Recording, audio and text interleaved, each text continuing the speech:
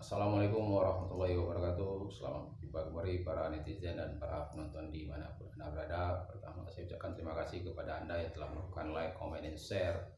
Tentu juga yang telah subscribe. Bagi Anda yang belum subscribe, dapat tekan lonceng notifikasi di HP Android Anda, serta klik di PC atau di laptop Anda. Baiklah para penonton dimanapun Anda berada, pada kesempatan kali ini kita akan membicarakan kriteria atau apa yang layak yang harus kita pilih, eksekutif atau legislatif, nanti siapakah orangnya yang layak gitu.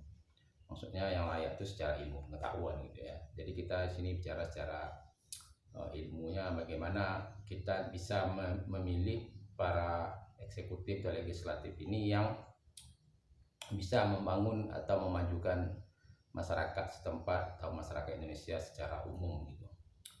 Jadi yang pertama, kita harus melihat seorang calon eksekutif atau legislatif itu harus mempunyai finansial atau dana yang cukup gitu. Karena kalau dia tidak punya dana atau tidak punya finansial yang cukup, maka dia nanti akan disponsori oleh orang-orang tertentu. Jadi orang-orang tertentu ini nanti akan mempunyai kepentingan sehingga dia akan mengikut orang yang mensponsori dia gitu. Jadi memang ini agak sulit gitu. Jadi kita harap yang pertama itu dia tidak-tidaknya dia punya finansial yang tidak perlu kaya raya, perlu juga penting dia punya kemampuan finansial yang kuat lah untuk keluarga dia gitu.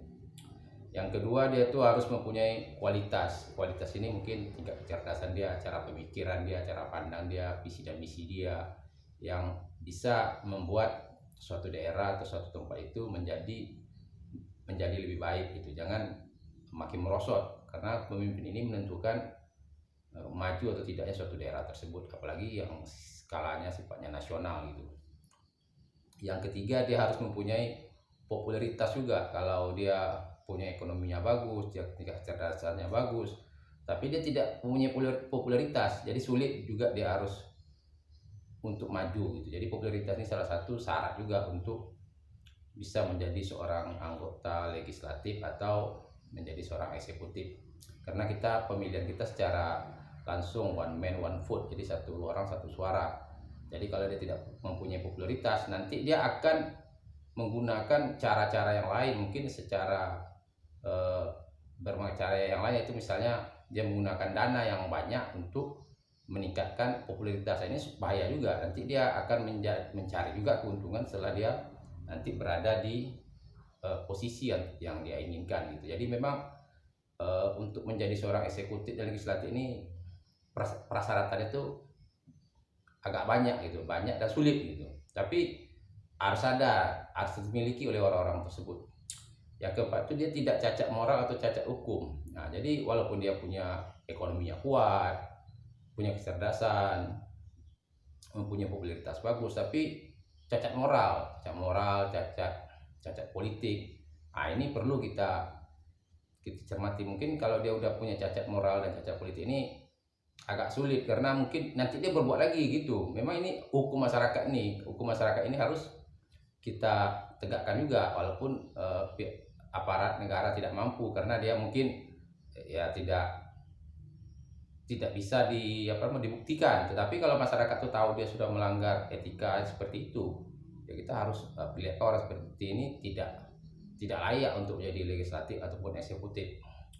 Yang kelima, dia tuh harus loyalitas ini, dia setia kepada institusi dia gitu. Jadi dia tidak nanti berkhianat pada institusi, dia harus orang yang loyal. Yang keenam itu orang yang punya dedikasi ini orang yang mau berkorban demi kepentingan kelompok dia, demi orang banyak. Ini memang sulit juga mencari pemimpin yang mau berkorban, tapi harus ada sifat-sifat seperti ini, nilai-nilai seperti ini gitu.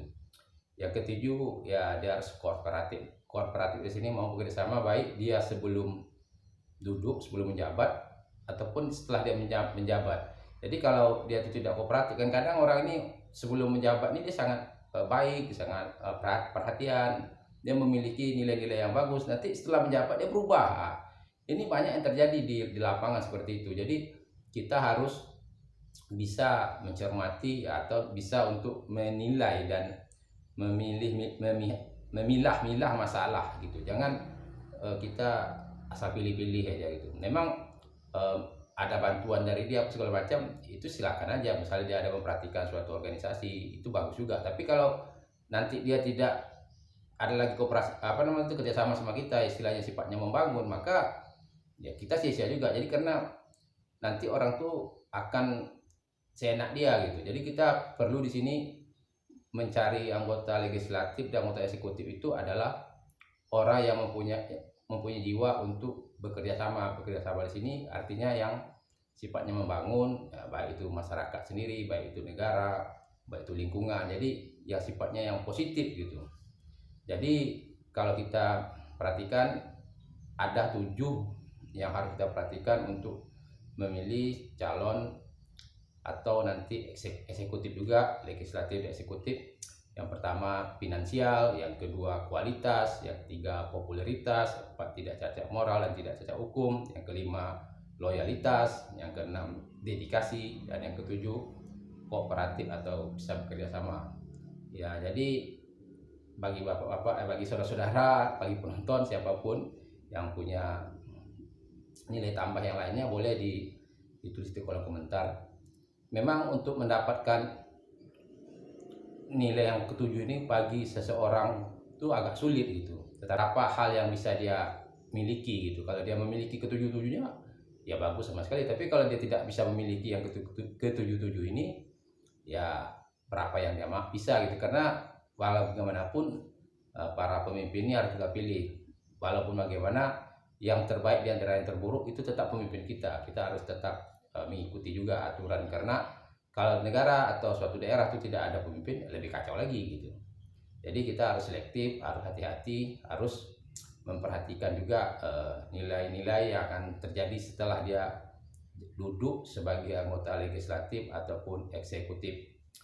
Jadi bagi penonton, bagi bapak-bapak, saudara-saudara, rekan-rekan yang mempunyai pengetahuan yang lain, boleh nanti berbicara di kolom komentar. Ini hanya sekedar sharing bagi kita bahwa pemilu 2024 tidak akan lama lagi. Akhirul kalam, assalamualaikum warahmatullahi wabarakatuh.